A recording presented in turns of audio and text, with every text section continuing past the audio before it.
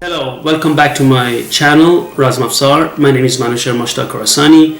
Today I'm going to show you my book, Lexicon of Arms and Armor from Iran, a study of symbols and terminology. This book is the second book I wrote on Iranian arms and armor. I published this book in 2010, also in a German publishing house, Legat Publishers. And this book also, I was one of the few, or the first researcher who won the book prize, World Book Prize of Iranian Studies twice. For this one, I also won this prize in 2012, meaning for my Arms and Armor book, I won this in 2009, for this book in 2012. So what is Lexicon of Arms and Armor from Iran? You're going to see it, different parts of it, I'm going to explain. I need to stress one thing in the beginning.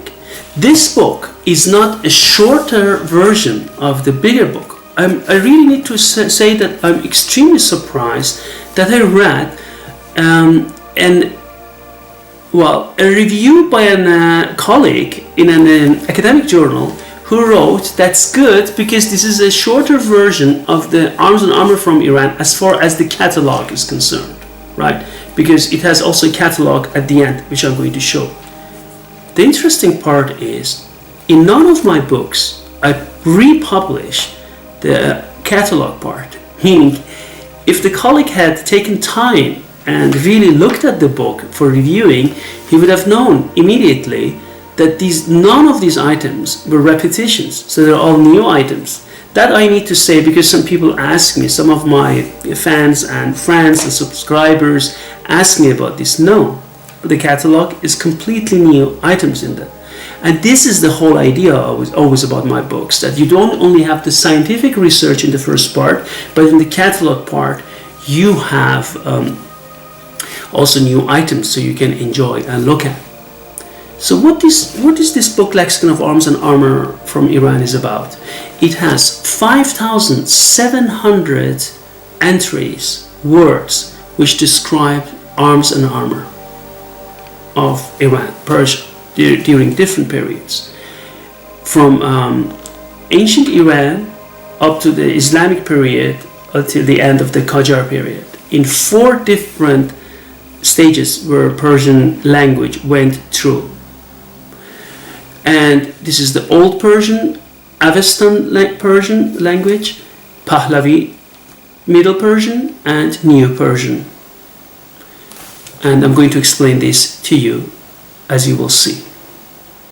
For example, take a look at Alat, which is New Persian, and then Alat Ahan on the left side up, Alat Ahan, which means tools of iron, tool for iron, and then you see Safarname Nasir Khosrow, the source and everything on the page, so you can see it, and then Alat Ayyari, and the tools and weapons used by an Ayyar, and it goes ahead Alat Fateh Hisar, and everything is explained in detail.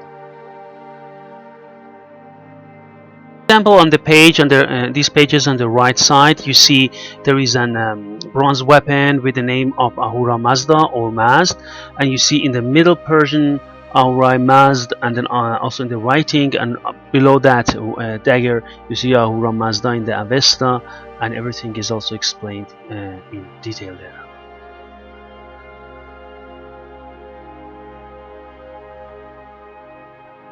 You can see also, if you go to the next page, you can see just the detail of this dagger, which is kept in the National Museum of Iran, Archaeological Museum.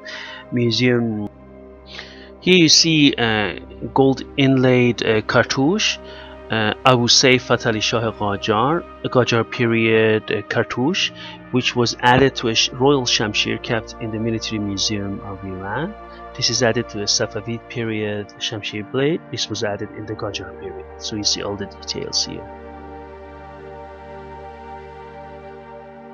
Here the entry Akana, which is in Avesta, quiver. Then you see Akenakes, which is the short sword from Median and Achaemenid period.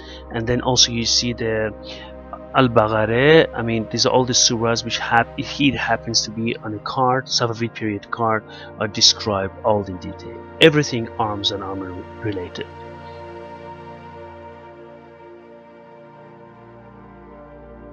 Here in this page you see also different entries. One of them is gold inlaid mark of Ali Asghar Isfahani, who made a shamshir for Karim Khan Zand, also the king of Iran, and also Amal Asadullah Isfahani. The work of Asadullah Isfahani is described in detail on this page as you see it. Here you see Amal Asadullah Isfahani more in detail, so everything is described. It goes for some pages on describing Amal Asadullah Isfahani. Here you see the continuation of Amal Asadullah Isfahani, and also you see in close-up Amal Haji, the work of Hadi, Amal Haj Mustafa, the work of Haj Mustafa, Amal Haji Kazim, the work of Haji Kazim, and Amal Hossein Mullah, all the other makers, and it goes on the other pages. You can find different pieces of arms and armor, be it firearms, be it swords, or everything else. You see on this page the continuation of Maker's Mark, the famed Amal Kalbali, the work of Kalbali.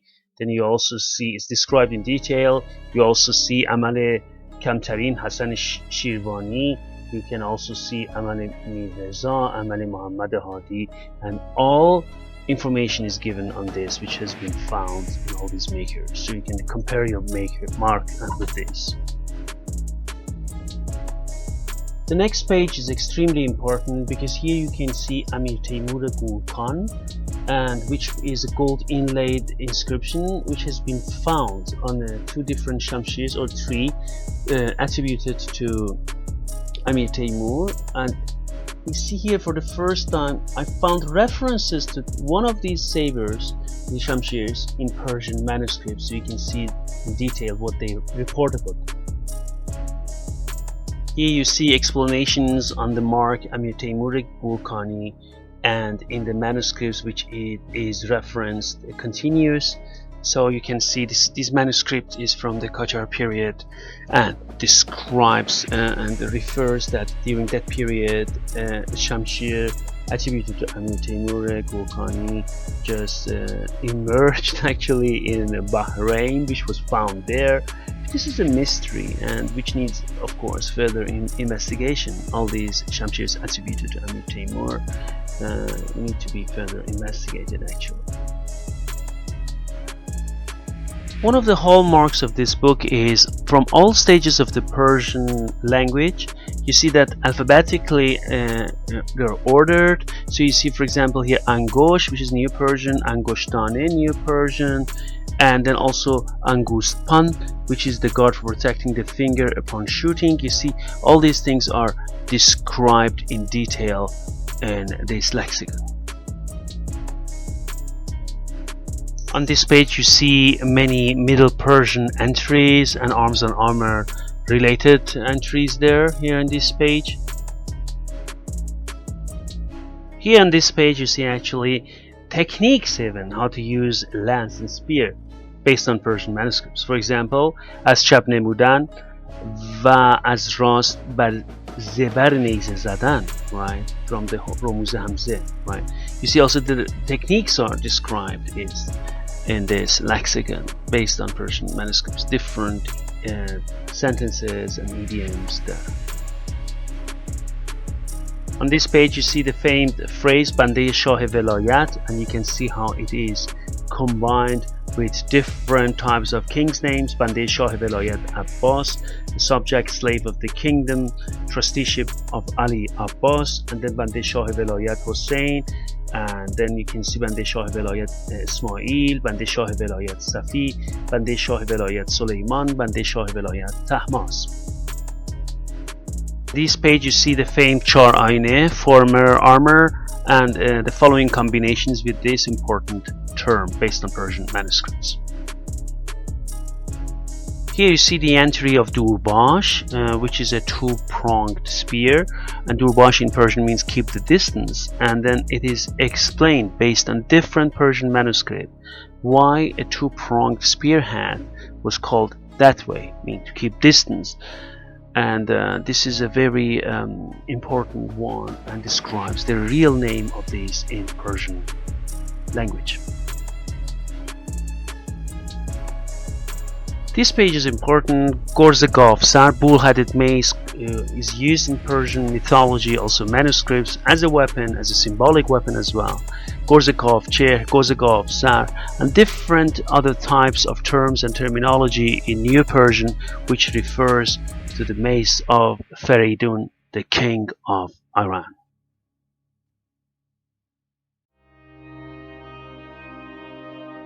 Page is on Gohar, jewel, which refers to crucible steel, patterned crucible steel, and different combinations of it, as you can see here on this page.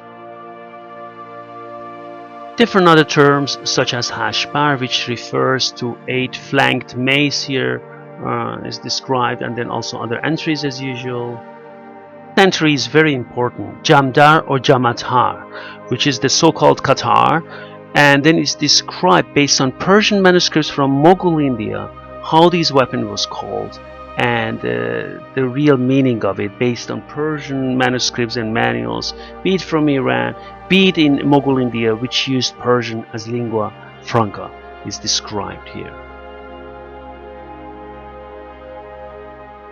Next one is about kaman, bow, which you can see it goes into this kaman, which here you can see it goes into the Middle Persian. You can find mention of it into the New Persian, and also different combinations of words, terms describing different types of kaman, also techniques of using a kaman, all described in detail in this part of my book. Page you see markab, horse, and also different combinations of the word markab, which describes different types of horses. Horses were used also in warfare and important. This page you see neyze, spear, lance, and different combinations of the word neyze, and also techniques used, types used based on different Persian manuscripts here. This page you see kayfiyat, the entry kayfiyat, which is about the quality of the blade, to determine the quality of the blade, so it described this in the Persian manuscript. Here you see paskase, one of the techniques used in varzish pahlavani, and you see here and paspai zadan in adab harb shujai, a wrestling technique. Here you see pishkase, which is another technique of varzish pahlavani, wrestling in varzish pahlavani, so you see how it's applied. And here you see qaddare, which is a Persian type of short sword. You see it's described one-edged, straight, and then if it goes on from the Qajar period or from Safavid period, we have qame, which is a two-edged straight blade. You can see it also described here in detail. Here we see the entry of separ, shield, and different types and combinations of it. So a little detailed discussion on separ here you can see. Here you see the word shamshir, the famed shamshir. Actually it goes back to Middle Persian, shafshir or shamshir, as you can see here. And then shamshir and shamshirha in New Persian, you can see when it entered the first time in the New Persian, it was developed from shamshir, shafshir into shamshir. And you see different combinations of it. And the description you see in detail about this wonderful Persian saber, and you see here different descriptions, the development of it based on different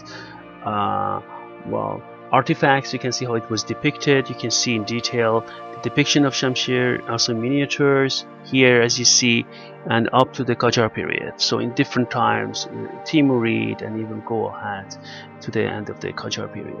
Then you can see as well how they were used. You see here different techniques of Shamshir described based on different Persian manuscripts, how you can see a pattern actually, how these techniques are repeated again and again over centuries of Iranian history, and all recorded here. You see again the different types or come here, different types of techniques, combinations with Shamshir. You see all details are already described in the Lexicon of Arms and Armor from Iran. And it continues again. I just want to show you the details only on Shamshir, which is one of the entries of this book. And it goes ahead, you see different types, and also here it starts with different types of Shamshir. Shamshir was also used to describe Shamshir Rast or Mustaqim, which is a two-edged straight sword and not only curved saber. So Shamshir is a general term. You can see here based on different manuscripts where Shamshir is described and also referred to. See again different types, you can see everywhere different types are described here. And if it goes ahead, you see here also Shamshir Nizami, which is a military saber, and you see here Qajar kings armed with these type of weapons, just to see the detail only of the entry of Shamshir in my book. Here you see in the middle on the right side Shamshir Mustaqim or Shamshir Rast, which is a straight Persian sword, which was also produced next to curved Shamshir all the time. Again, if you here go ahead, you can see different types, Shamshir Saglabi, Sadman, and different types are described here based on Persian manuscript. You see it goes ahead and ahead. You can see different types of Shamshir here, and the thing goes ahead, and you can see them all. Here you can see Shishpar, which is a six-flank mace, and this one is a very famed type of mace. You can see here descriptions of it. On the next page you see Tabar, axe, and Tabarzin, saddle axe, and all combinations which come up and occur with these two types of weapon. Here you see the entry Takabara, which is Old Persian, where here, and in wearing the shield, and you can see it here. Then if you go ahead and see, for example, Talim Qoshun, which is a New Persian, and you can see also Pahlavi, and you can see also Avesta entries here on these pages, all four stages of the Persian language, arms and armor related. On this page you see Teles. This is different magic squares which are described in detail, which have appear on swords, also on different types of armors in Iran. You see the entry arrow, tier arrow, and also different combinations of it, and then how it was used in different types of Persian manuscripts. Also its types, different types. Interesting entry here is Tofang Chakkoshi, percussion cap lock system. You see also pictures of it and how it is described in Persian back then, was described and now. Here you see the entry Tofang Fatile, which is a matchlock system gun. You see also how it was back then described in Persian manuscripts and many.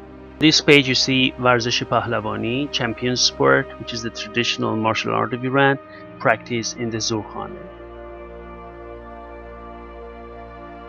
Again, here you see different types of entries from the Middle Persian, New Persian. You can see all of them in alphabetical order here. Here you see the famed Khanjar, the Persian dagger, and also different combinations with it.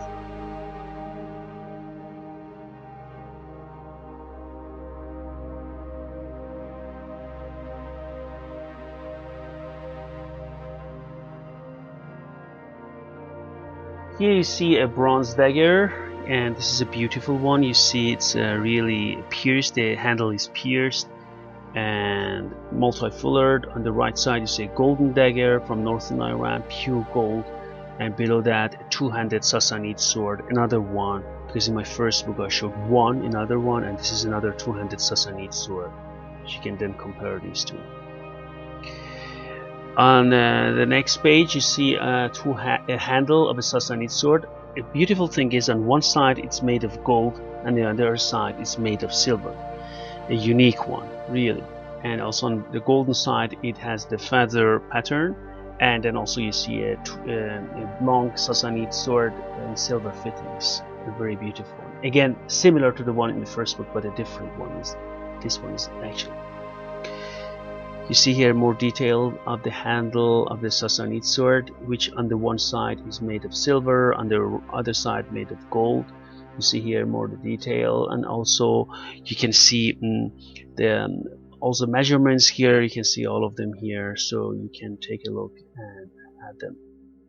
Sassanid swords always, also in this lexicon, make up a major part of my research here.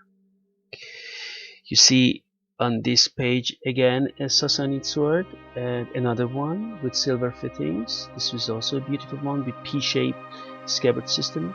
And on the right side you see a magnificent shamshir from Safavid period with gold fittings, gold inlayings, and also a crucible steel blade. All really magnificent pieces.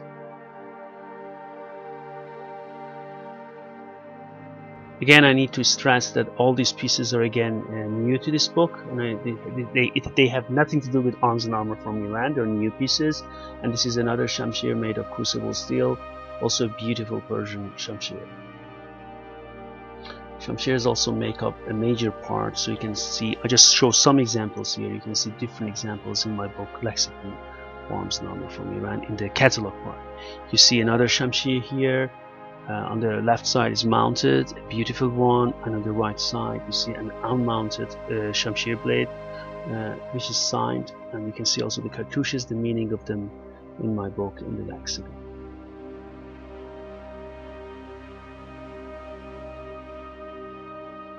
You see details of Persian shamshir, crucible steel, which is also signed. You can also read about it more in the lexicon. You see, look at the pattern, how beautiful the pattern of this shamshir is.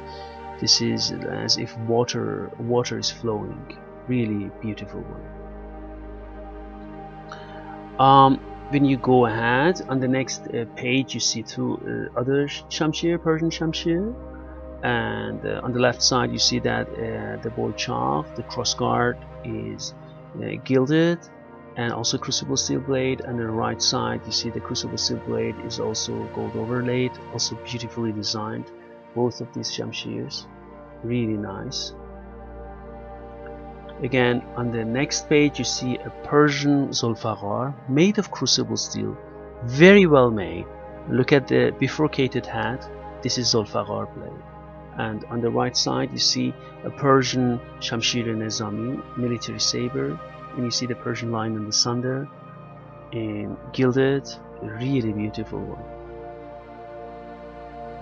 If you go to the next page, I just wanted to show you, you see here the bifurcated head. You will be surprised to see that this blade is very well made of crucible steel, and also signed with a maker's mark. Really magnificent work, and you see this also for the first time in this book. If you go to the next page, you see then here on the next page you see then Persian card. Both of them are made of crucible steel. Look at the one on the left side, chiseled at its fork, and if you go to the right side, it is chiseled in a floral design. This is really magnificent, both of them magnificent pieces of Persian handicraft and art, really well made. Similar to my book Arms and Armor from Iran is this card. It's not the same, it's a similar one with surah from Quran, and you can see that and how beautifully it's executed. Really beautiful one, this one as well. Look at the pattern of the crucible steel of this blade. And when we go ahead, you see on this page you see Persian pishqabs. Both of them have crucible steel blade. The one on the right side has Tears of the Wounded, which have the balls which move inside the blade, which is a beautiful one. It's also Persian lion and the sun, lion fighting a bull on the handle. Here on this page you see Persian khanjar. On the left side you see chiseled handle, also gilded one in floral design, and on the right side you see a Persian khanjar made of walrus ivory, carved beautiful patterns of hunting scenes, and also a king. The same goes with the next khanjar on the left side. You see a king hunting a lion, a mounted king, hunting a lion with a spear, a lance, and then also on the other side he's holding a falcon, and then also another scene of royals here on another khanjar on the right side.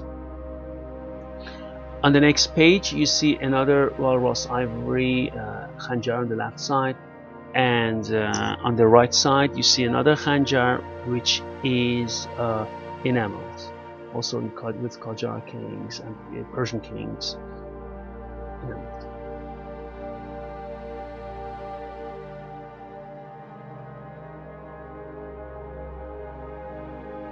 On this page you see tabar and axe. It's a really war axe, very heavy. When I had it in my hand and measured it, really well made. And then on the right side you see a shishpar, flank mace, and also a deep-headed mace, means a demon-headed mace, right? Goes a deep sound.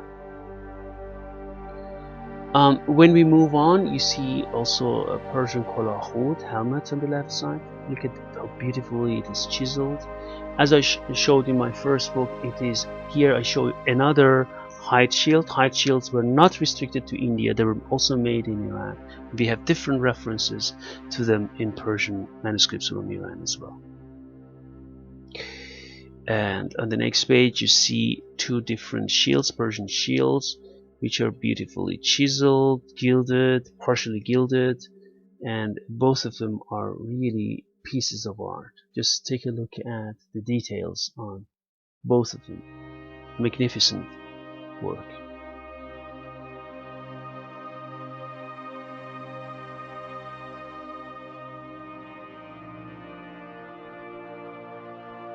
Here on this page you can see a Persian bow.